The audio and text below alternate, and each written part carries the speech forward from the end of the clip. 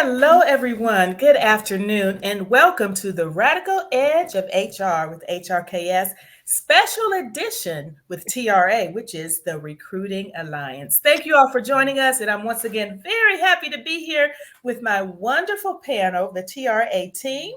And I'm going to introduce them to you so you know these fabulous ladies. So, starting to my right, sort of left, but right too, is Miss Linda Trocina. Linda, welcome. Hi, how are you?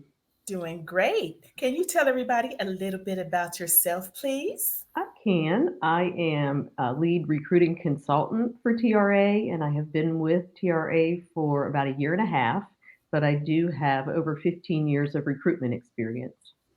Wonderful. Thank you, Linda. And right below me is Miss Artie Harrison. Welcome, Artie. Well, thank you, Tanya. It's a pleasure to be here. I'm Artie Harrison, and I serve as the VP of Client Engagement, which also includes the Recruitment Alliance. I've been in HR for over 25 years, and we are so excited to be here. Always a pleasure. Thank you, Artie. Thank And you. last but certainly not least, we have Miss Shanika Freeman. Welcome, Shanika. Good afternoon. I'm Shanika Freeman. I have been with TRA for 60 days now. I have Yay! but I come with TRA with a plethora of HR experience, more than 10 years of experience in HR, and 5 of those years have been in talent acquisition and recruiting. So it's a pleasure to be here this afternoon. Wonderful. Thank you so much. And I should say last but not least, because I didn't introduce myself. So, hey, everybody, I am your host, Tanya Hawley, Senior Marketing Specialist with HRKS, and very happy to be your host with these beautiful, wonderful, brilliant young ladies. So, let's go ahead and dive in. Today's topic is top 5 hiring trends for 2022. We know y'all been wondering, so we got it for you. So, I know you're wondering what the heck those are, right? We got it for you. So it's hard to know for sure what hiring looks like in 2022. We've got a lot of unknowns going on. The economy is up and down. The gas, I had to throw that in. The gas is up and down. And of course, the pandemic is still here. But despite the supply chain and labor shortages that we suffered in 2021, there are ongoing variants with COVID, et cetera. Employers are feeling rather optimistic about hiring trends. So, what is a key contributing factor that is putting pressure on employers to hire in 2022? Can someone answer that for me, please? Yeah, Tanya, I'd love to share some thoughts around that. And thank you for that plug about the gas. I wish it was going down, but thank you for that one as well. But in 2021, the pandemic had such an impact, and there were a lot of employees that just were not going back to work. So we had the great resignation. It was harder for employers to find candidates. People were finding new careers, beginning to work from home, changing their careers, going back to school. So employers really failed to do a lot of hiring in Mhm. 2021. And so that was a challenge that really impacted not only the labor market, but also their need to now rush in 2022 and to really try to fill some of these vacancies as the relief has begun to come with the pandemic. And they're needing people in play, but also they need different skills. And it's been difficult for them to find those skills. So just the failure to really source for candidates in 2021 has put the pressure on them for 2022. Oh, I see. Okay. It's a different year, isn't Yes, it is. it? Yes. So let's talk about what HR leaders and recruiters anticipate as top hiring trends of 2022. So let's dive right on in with the first trend. Whoever would like to give us the first trend? Sure. I can talk a little bit about one of the trends that we're seeing. The first trend would really be that candidates will return to the labor market. In 2021, employers really had their work cut out for them because we saw not only the great resignation, but also labor shortages. Hmm. And companies are now planning to hire in 2022. And so there's increased competition, um, is really the top concern. But there is a glimmer of hope at the end of the tunnel. It's anticipated that throughout 2022, individuals will return to the labor market, and also people will stay in their respective positions.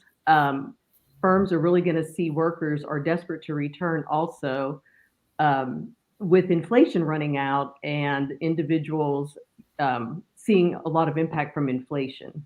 Hmm. Okay. So is there anything employers need to do to better prepare for this? Yes, employers will definitely have to make more of an effort to attract and even retain talent in 2022. Okay. They have to become better at knowing how to sell their opportunity and really show the candidate uh, something special about the company. Most people are still putting up dull, boring kind of job ads.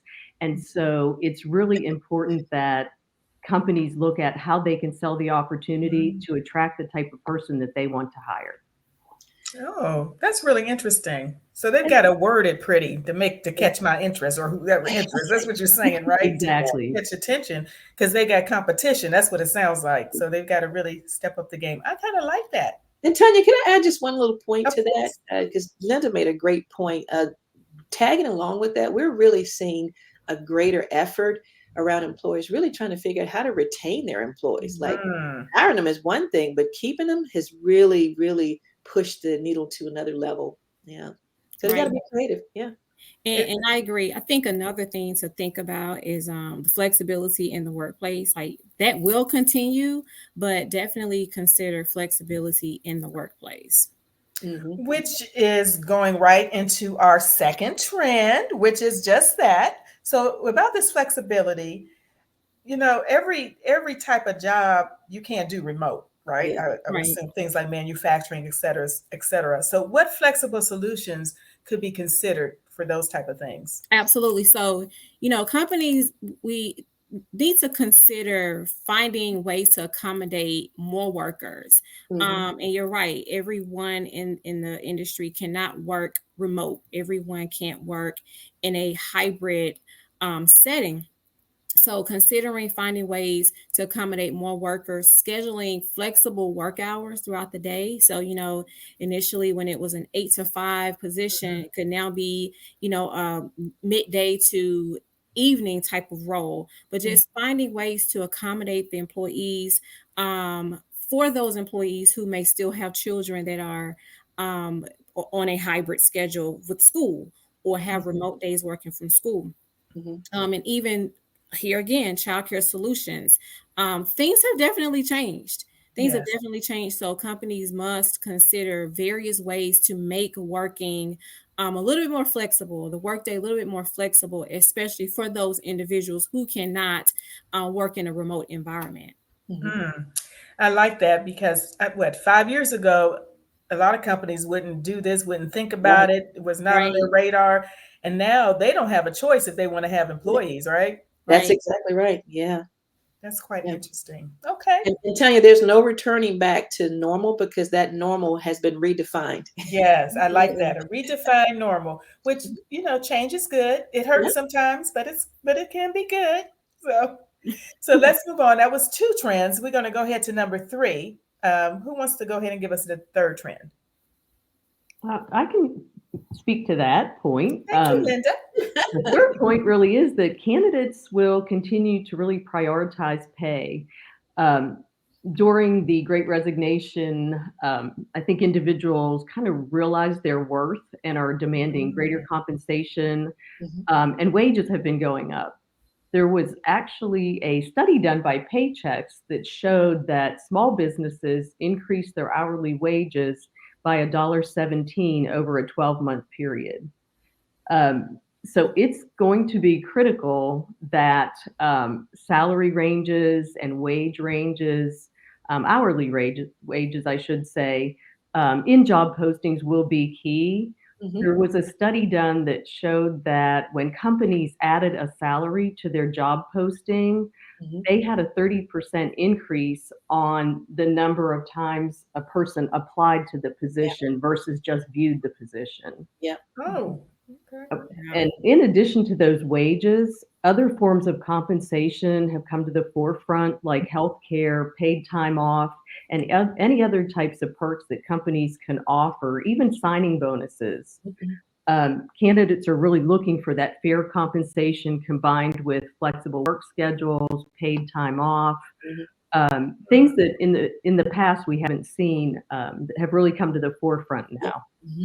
Okay. So it sounds like to me, I'm going to summarize what you said, in my layman's terms. Okay, here we go. The quote I got from that, Linda, was what candidates are saying is, first of all, show me the money. That's the Right. first thing. That's right. That's right. That's a well said. That's correct. That's what came to mind. So that's what was that? McGuire. Yes. Yes, that's what came to mind. But also you mentioned sometimes it's not just the money; it's other things. Mhm. So based on what you Exactly. said. Better job descriptions, better interviews to attract candidates.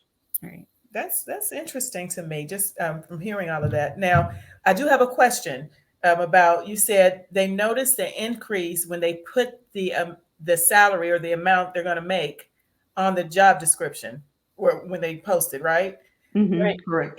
Why is that? Is that because people want to know up front, and it makes them, it's more appealing instead of hiding and not finding out till later, or whether or not they're wasting their time, or is that the reason behind it? I do think so. I think candidates are more inclined to click on a position when they know that they fall within that compensation range. Ah, that was so eloquently put. Good. Thank you, Linda. And Tanya, also another thing, it really saves the recruiter times, because a lot of times when we get into interviews and then we get to that question that everybody loves, like, what's your salary range? Mhm. And then you find out that they are outside of the range and you've wasted 15 Right. minutes. So it's important to have that up front.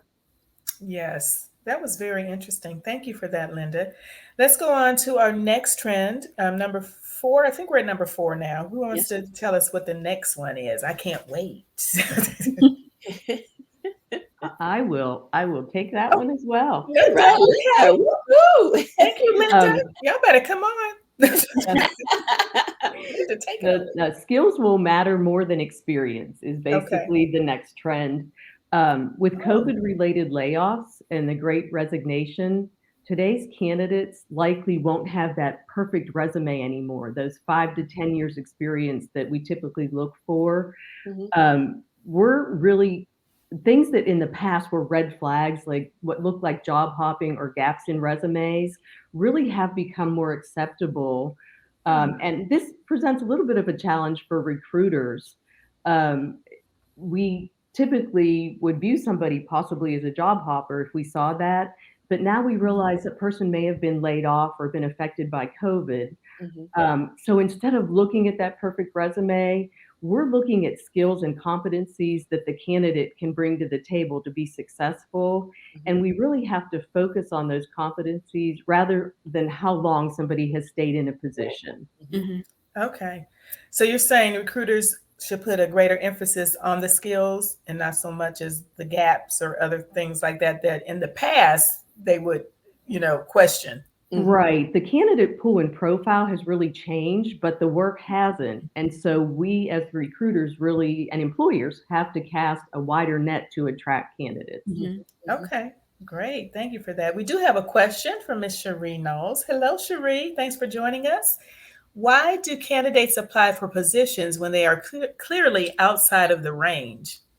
That's a good question. Yeah, that's an excellent question. And a lot of times that happens is they think they can negotiate still with the salary. So they always feel like they can negotiate, or they try to sell themselves in terms of the skills that they bring to the table and why they are a better fit, and so that they're worth the money. So in that perspective, they are the salesperson trying to sell back to us.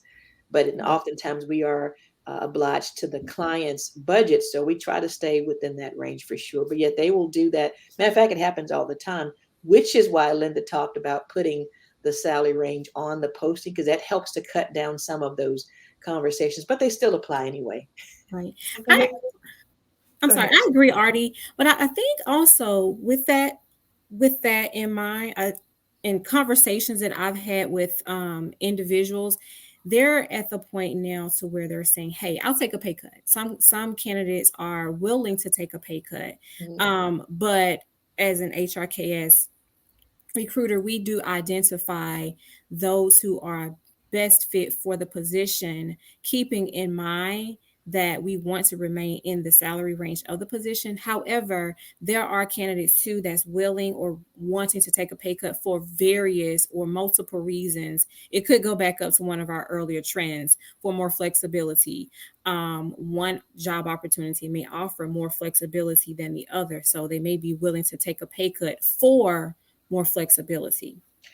That is Yeah. such an excellent point. And Tanya, I apologize, but No, no. to give an example of that, during the pandemic, there were choices that had to be made in the household, and the mother ended up, in some cases, staying home with the child, which meant they had to take a pay cut in order to support that with all the virtual learning. And so the dynamics of the household impacted the decision around pay. So why pay more for childcare when the wife or whomever can stay home and cut that cost? So she makes a great point with that. And so, and to piggyback kind of on what Cherie's question was, so does the employer also, or do they also consider things that if someone applies and they're clearly overqualified for the job, but they need a job, so that's why they're applying? Does the employer take that into consideration, or is that something they're looking at differently as well, as opposed to not considering them because they're clearly overqualified and they deserve more money and it's not in our budget? Are they looking at that differently as well too? Who wants to take that before I jump in again? Well, while we're processing, I would say that it's taken into consideration, but what also is taken into consideration is the employer sees that they have a highly qualified candidate.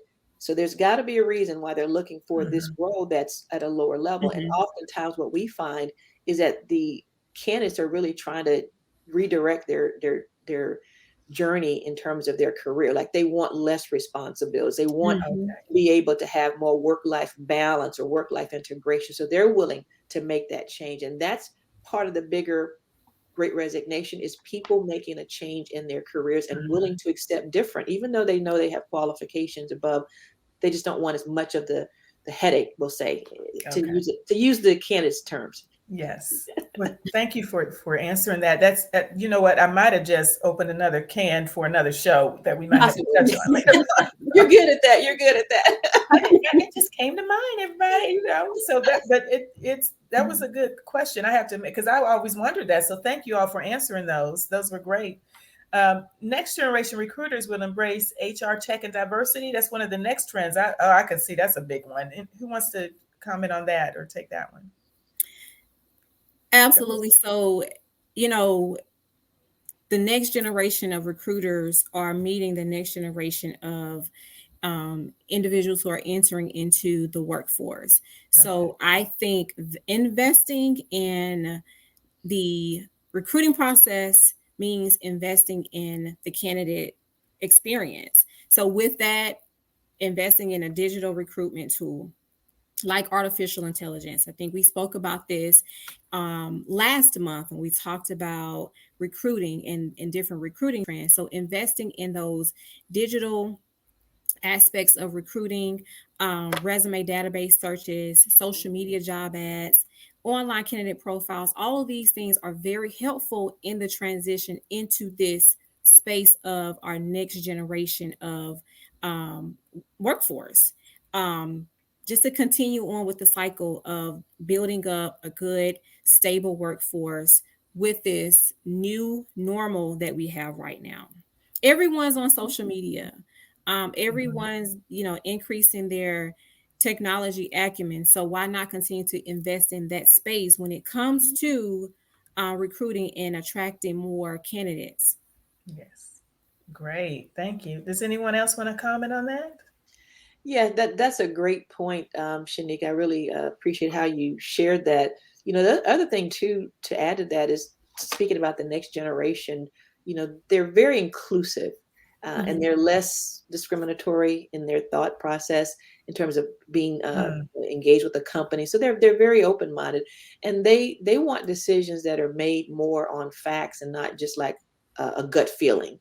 And so they want to be looked at for their skills and abilities, not, for example, how long they've been on a previous job. Mhm. So this technology and this changing for the next generation is going to be key for employers, particularly some that have multiple generations working in the same environment and not knowing how to work with all those generations. They've got to tool Mhm. themselves now. So as the next generation leaves out, they're preparing those that are there. So to our earlier points, flexibilities and understanding how the generations work is going to be key to successful recruitment in the future. Great. Thank you. Absolutely. We do have another question. Hi, Karen. Thanks for joining us. She says, hey, friends, what encouragement or tips or traps would you give to candidates who apply to open requisitions but often don't get a reply? Ooh, that's a great one. Linda runs into that a lot. Would you like to take that one? I'll piggyback on you. um, I would say it's okay to reach out again. You're talking about applying to a position that you don't get a response. I would say it's okay to reach out, but also don't get discouraged. It may be that they've had a vast amount of candidates. Perhaps they're looking for a skill set they don't see on your resume, and that's why it's always important to have keywords on your resume to attract recruiters to what you're looking for. But I would say don't get discouraged. And we make every effort to let candidates know when they're not selected for a position. Yeah, I had an example actually just happened yesterday. I had a candidate who was not qualified for the role, and their creative way, as a tip to Karen's question, is they reached out on LinkedIn. They found me on LinkedIn.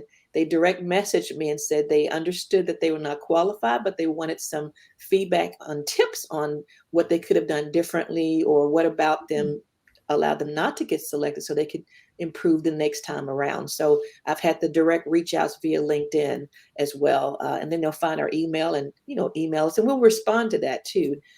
But with the volume, as Linda described, sometimes it may be hard, but we use automated tracking systems will allow us to also respond back to those clients, those candidates that are in process of new roles. So we're being as creative as they're being creative. Very good. Thank you for that. And thank you, Karen, for that great question. I appreciate it. So we are just about done, but with all of this in mind, all the trends we spoke about and everything we talked about today, what are some things talent acquisition employers and recruiters can invest in to help find the right fit candidates?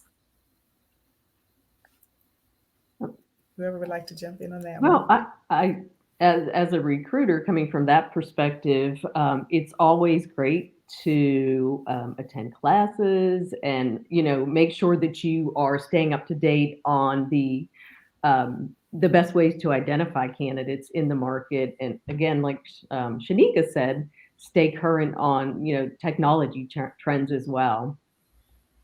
Mm-hmm. Right. Have Anyone another else? I think another thing too is I think it goes back to what Linda said, just staying up to date with everything, but benchmarking what is going on in and around the area of where you're located. So a physically located building, what's going on? So companies around the area, what are they doing? Just doing some benchmarking just to be more competitive. I think in today's workforce, it's all about competition. We want the best candidate, but the best candidate also wants the best for themselves. So we have to remain on it's not necessarily an equal playing field, but it's a competitive playing field when it comes to work, companies, as well as the candidates that we're attracting. So we're all going after the same person, but we have to be more competitive in that industry or in the work industry rather. Great. Thank you. Any more comments on that? Not on that, but we have another question. Oh, yes, we do. Thank you, Artie. I didn't even see that. There we go. On a similar note, I've seen some candidates post their frustrations on social media. Can you speak to the impact of that kind of reaction? Ooh, thanks, Karen, for that question. Yeah, that kind of, I'll jump in a little bit on that one. That kind of ties to Shanika's response about we're not on an even playing field, but we're trying to be. And so with so many candidates going after a single role, knowing that we can only hire one person, giving feedback to the candidate, it becomes even more important. Those frustrations being posted out on social media can really adversely impact the brand for an organization. People get on social media like Glassdoor in different places, and they place those comments, and people that read that believe that. So now that frustration speaks to what may not be true, but that is the culture of that company. They're non-responsive. They didn't pick me.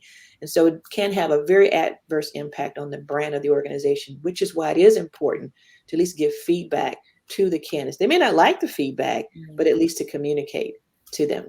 Any other feedback, ladies?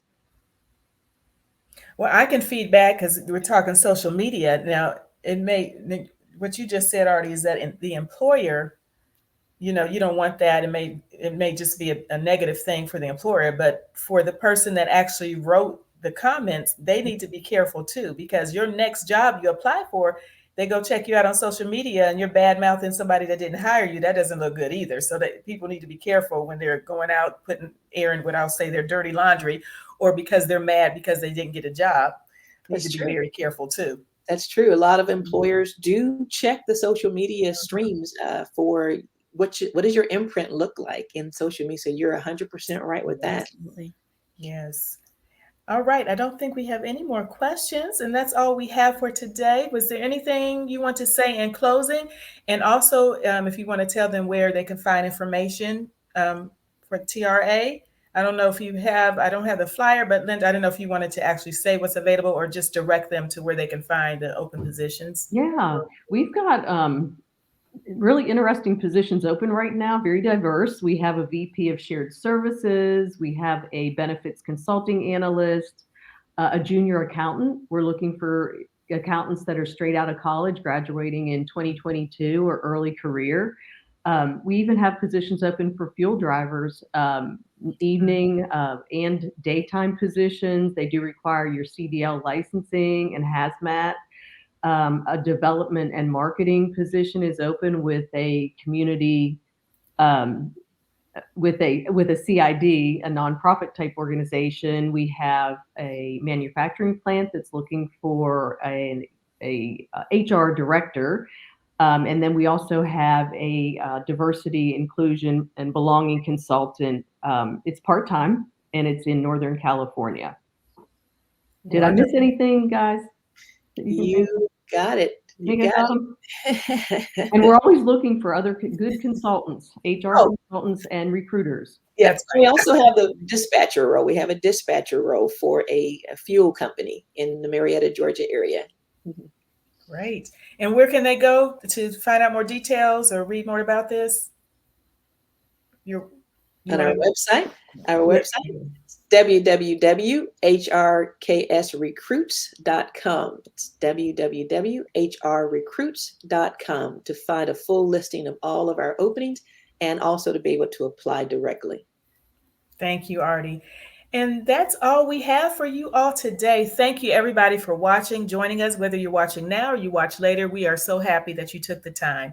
Please tune in next month. We'll be back with some great topics for you with TRA team and talking about recruiting and different. If you have something you would like us to discuss or you have questions, feel free to hit us up as well. As we already said on our website, you can comment in this section as well. We'll get that as well because we'll be looking at this later as well. So thank you all for joining us. Thank you on behalf of HR Knowledge Source and TRA team. We thank you so very much, and we will see you next time. Have a great day, everybody. Thank you, Tanya. Thank you. You're welcome. Bye-bye.